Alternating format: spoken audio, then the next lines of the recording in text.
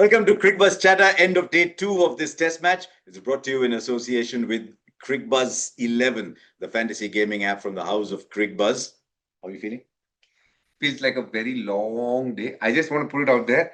Harsha came 1.5 hours before me itself in the morning, and still he is right here. I love you, Harsha. Came here at 8 o'clock. It's 7:38. The day would have been much better if it had not been for a no ball, but we'll come back right there to the end. It was a day of many possibilities, I thought. India starting 359 for 3. You thought if they could have built up a partnership, maybe 500, 550 if you were a little ambitious. Went on to 430 for 3. Then the 471 all out. I mean, you still look at that, say, okay, 209 for 3, within a whisper of making it 209 for 4. It's still 262 behind. So it's still pretty much in the balance, this game. Let's start with the Indian batting. Yeah. Shubman Gill, 127 not out. He's carried on to 147. It was one of the more fluent hundreds you will see. Even today's first shot that he played of Chris Wokes, the cover drive, it tells you he's in good form. He's in nice rhythm right up until the ball that he got out. Very much in control of his innings.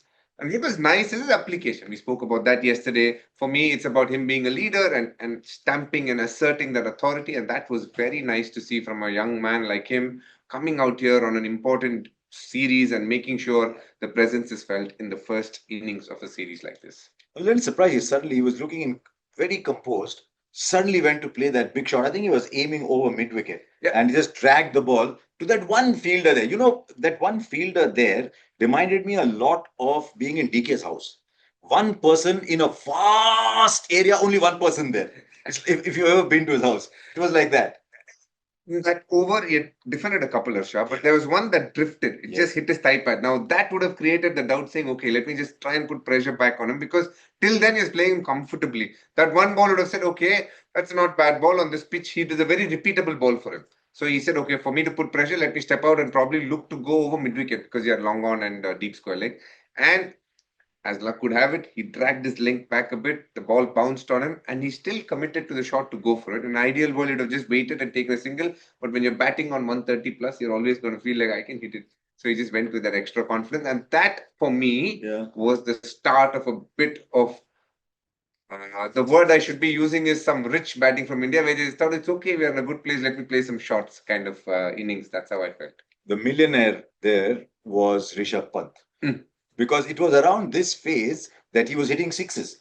He hit 1 6 with one hand off, then he hit another 6. Then when they put the fielders back, they were sledging him, Chatter. Well, you can never really sledge Rishabh because he'll just give it back. Then he hit one over square leg. He was batting like a dream. But, you know, we talk about Rishabh Pant so much. 700s, 7 other scores in the 90s in 40 odd test matches. Without a shadow of doubt, he is India's most successful wicket-keeper batsman. He has really improved his keeping. But Rishabh Pant, the player, is about how well he's adapted to travel. You know, he's gone to Australia, scored 100. He's gone to South Africa, scored 100. He's got 200s now in England. 3 now. 3 in England. No visiting wicketkeeper has ever scored 300s in England. Sorry, 300s in England. It just tells you how comfortable he is with playing Test cricket anywhere. It comes to him very, very naturally, very aggressive. Look, he is a superstar. He is always going to take risks. He will do whatever is against the grain for that moment. If you think he has to defend, he'll look to hit. If you feel he has to hit, he'll probably end up just defending. And that was very evident with the way he plays. So I will never judge him on his shot selection. Only thing, he is the vice captain today. At times when there is a situation where he needs to be responsible, he needs to show it as well in his way. That doesn't mean just defend, but in his way. That is what he has to do.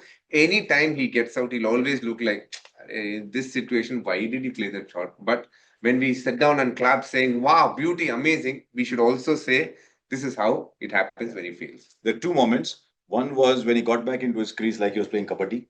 You remember when you're playing kabaddi, you're reaching your hand out, desperate, trying to get back in, because the bat went one way, the batsman missed the bat, and the wicketkeeper missed the ball. It was a very peculiar situation. Well, he survived. He survived that one. The second was, we were on air on Sony when the 100 came. Me and SMG. Yeah. When were we last on air together? Stupid.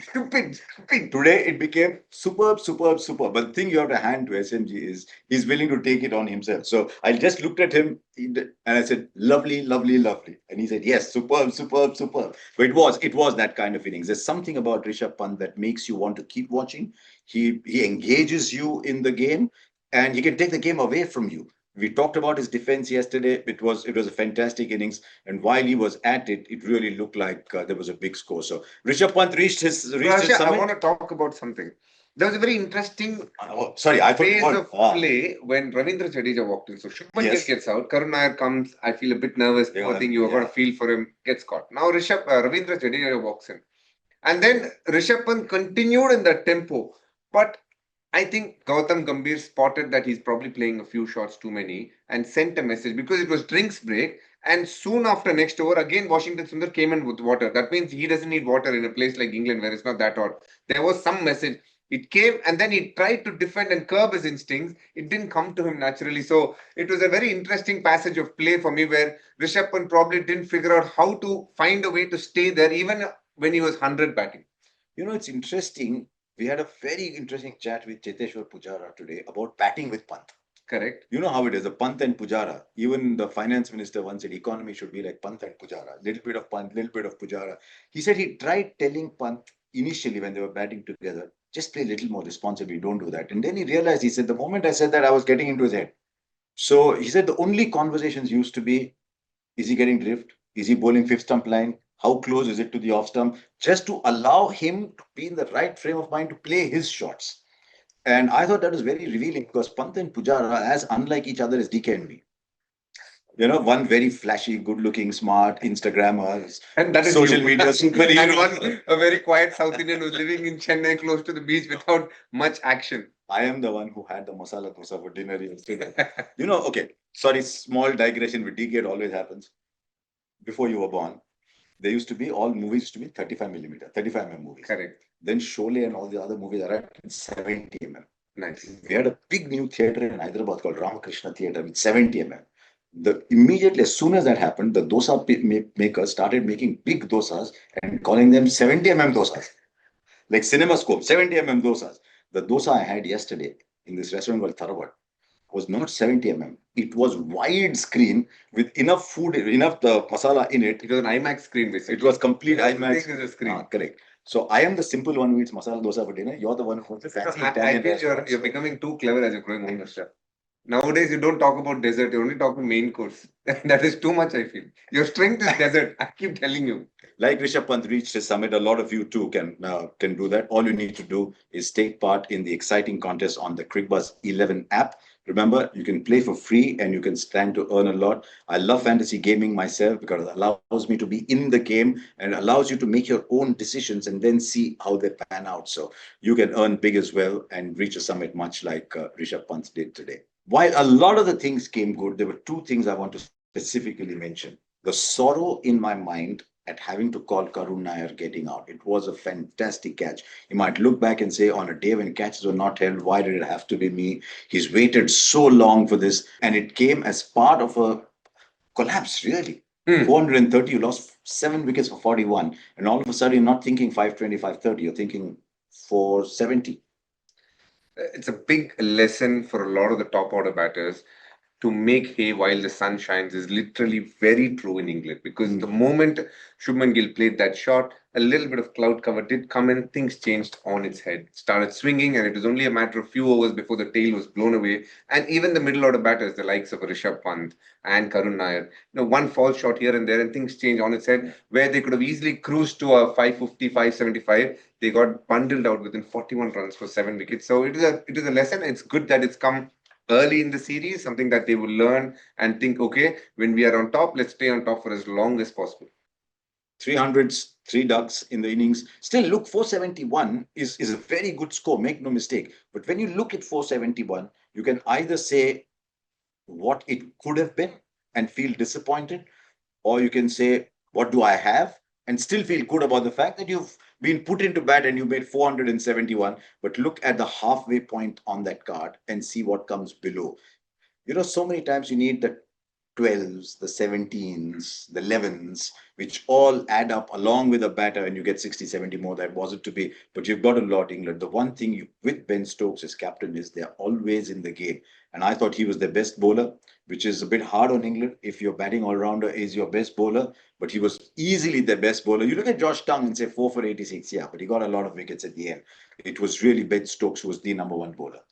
Without an iota of doubt for me. Purely because of the way that he was able to swing both balls, the way he was finishing his action, his follow through after that, the energy he had at the crease, just the technical details around that, I was very impressed with. And he likes bowling long spells at times. When he gets going, he just wants to go. He's a bit like how we look at Bumrah saying English. The English crowd looks at him and says, "Take care. We want you around. There's a lot of important cricket coming up." So they need to hold him back at times. He knew that 1 over before lunch was going to be important, so he still pushed himself and bowled the seventh over of that spell. And he played. Shardul Thakur played a very ordinary shot to get out. But when he came back from lunch, didn't bowl. Just gave it to Tongue, and then he did the rest with the in mopping up the tail. So he did a good job. I thought he led well. India also did him a few favors towards the fag end of their innings.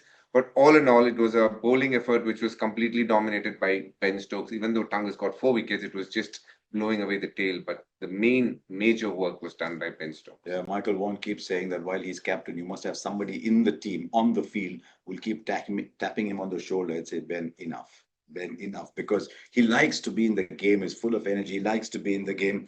Yeah, as you can see, England clearly dominating proceedings over there. But you can too by playing free on the Cricbuzz 11 app. Remember, it's 100% winners on the Cricbuzz 11 app. Go ahead, download it now and keep playing. Now, 471, what a start. Jasprit Bumrah comes in, he angles the ball. He's bowling it slightly behind the length from some of the others, but he got more swing than anybody else, more movement than anybody else. And I think you might have been on air on Sky because I was listening on the headphones. Those first 5 overs that he bowled were a thriller minute. Anything could have happened. Balls were going between third slip and gully. Catches were being put down. That one catch was taken. There was a very, very close LBW shout. Everything that could happen in those 5 overs happened.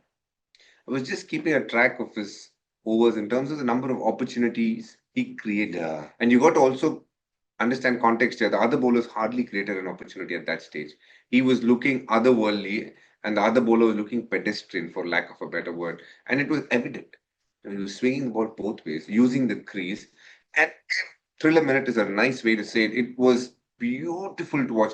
I don't think there are many better sights than watching someone like Bumrah go through the rank of being a proper fast bowler, at the top of his mark, the speed that he's able to gather, just stuttering through the crease and producing some unimaginable balls as a batter. I mean, Zach Crawley, that ball to get, you got to be unlucky. There's not too much you can do. And then he produced that Yorker. In between that, he produced a slip catch, and there was one that cut. There were so many opportunities. If I'm right, he created close to 6 opportunities, and any one of them could have been out. It just so happened that only one ended up being a wicket. It was disappointing. I remember saying on air that at one point that catching is actually legal in England. You're allowed to take catches. So many catches went down. Luckily for India, I thought Siraj's second spell onwards was much better. But when he had to create pressure, first 3 overs for 23, second spell was better. I thought one spell, Prasidh Krishna seemed all right, but he still conceded way too many runs, still way too short. And well as Jadeja bowled. At one point, Rishabh Pant said, "Hamare यहाँ left-hand fast bowler आ गया नया." Shardul Thakur, use of Shardul Thakur is very interesting. I mean, either he doesn't trust him enough, or he just thought, no, I need wickets quickly. Let me keep going back for a second, third spell to the bowlers who are more likely to give me wickets. But eventually, it looked like it had to be Bumrah again. What did you make of India's bowling? If I had to go bowler by bowler, I thought Siraj got better as the innings progressed. Especially there was one phase where he ended up getting Joe Root. LBW umpire gave it out, and then it was overturned because it was going down the leg. That spell I thought he bowled nicely. The first spell he hardly got any swing. Up until the first 25 overs, Siraj had got the least amount of swing, which is something that is worrying because that means the ball is not coming nicely out of his hand. But when he came back in the second spell, he was much better. Prasidh Krishna, on the other hand, he's tall. His natural length is 8 to 10 meters. He's played 3 months of white ball cricket. And all of this tells me that he's still finding his rhythm in bowling that 4 to 6 meter mark. At times in England, you need to be around the 4 meter. Yes. So that is a big change. You need to finish your action a certain way to be consistent and quick at that speed. So He's still a work in progress in England. He'll get better as the days go, but today wasn't his best day. Jadeja did what Shoaib Bashir did, which is a holding up, sort of a spell, and just hope the batter would do some He got a mistake. bit of turn, didn't he? I He was a little did. surprised he was bowling so defensive from over the wicket because he got a bit of turn from round the wicket, especially when the two right-handers were batting. He is at this point of time dependent on just one thing, which is the natural variation that the pitch gives. He leaves the ball in a certain way consistently, and then if it hits the seam, it turns. And he is hoping that people at times will miss the turn and get bowled, or play for the one that's turning and hit the pad. So far, they've been clever enough to play him. They haven't tried too much, but he has, made sure that he hasn't given away easy runs as well. And I think that'll play out tomorrow as well. That'll be one of the things to watch out for. The one thing when you play against England, and you have to admire them for it and give them credit for it, they might be playing and missing, they might be edging, but they will keep taking the game forward. And so if you are slightly behind your game, you'll find the game running away from you. And you saw that with Ollie Pope. He was put down. Poor Yashasvi Jaiswal had a day to forget in the field. Jadeja put down a catch, which is very rare. But what that meant was that Duckett and Pope kept going, and while you were thinking, is there a wicket round the corner? Wicket round the corner? Oh, maybe they'll play and miss. Scored 100 for 1. And that is something that England do very well. You've got to give them credit. They keep taking the game forward. They were going at 5.2 and over. It was only after Siraj's second spell, they lost a couple of wickets, that the run rate came down to about 4 and over. It was one of those rare days when Joe Root was off color. So it's time now to put this young man in a hot spot. What concerned you more, the bowling or the fielding? The bowling, there was too much of a void between the number one bowler and then the rest. And you can see England also have it at the back of their mind. If we play this well, we have a good chance. And that's going to put pressure on the skipper, because every time he's under pressure, he's going to throw the ball to Bumrah. Now he's got a body that he's trying to take care. In a day where there's hardly 60 overs bowled, he already bowled 30. Correct. So he's every time then he needs a wicket, it's going to be Bumrah, and he almost does it for you. So you get into that habit, but others need to find a way to definitely push the captain and say, "I'm ready. Give me a ball. This is my plan. I want to do this." He was absolutely outstanding today. Jasprit Bumrah is bowling at a different level. The only thing you could fault him, and this was in the last over of the day, was the no ball. Because much like yesterday, India losing 2 wickets in one session, if India had got another wicket there, suddenly 209 for 4 looks very different. Yes. Right, let's go quickly before we end into fast forward. India's point of view, England's point of view. India's point of view, they would like to pick up a couple of wickets, mainly the next batter to follow, Stokes. He is the one who can actually play long. He has the temperament. The others will at least play shots. He has the ability to play long if required. And when he's with the tail, is very dangerous. So that 1 wicket in this partnership and Stokes, those are 2 wickets. And then they can decide, okay, what they can do. But even if they manage to stop England around 4:30, 4:40, they'd have done a good deal. They'd have to come out and bat again with the same responsibility. The pitch is only going to get better in Leeds. It doesn't get too bad, so you still have a good opportunity to bat again. England, on the other hand, if 2 of their batters get 100 from here, they are looking at posting 500, 550, and if they get 100, 110 run lead, that will put immense pressure on a young Indian batting lineup. Again, that is what worries me a bit, because that is a possibility, because the pitch is still very good. The sun wasn't out too much today, but if the sun is out with great batting conditions, I fear there's a good chance that England could definitely do that tomorrow. Primarily, from my point of view, at the end of day 3, India have to be batting.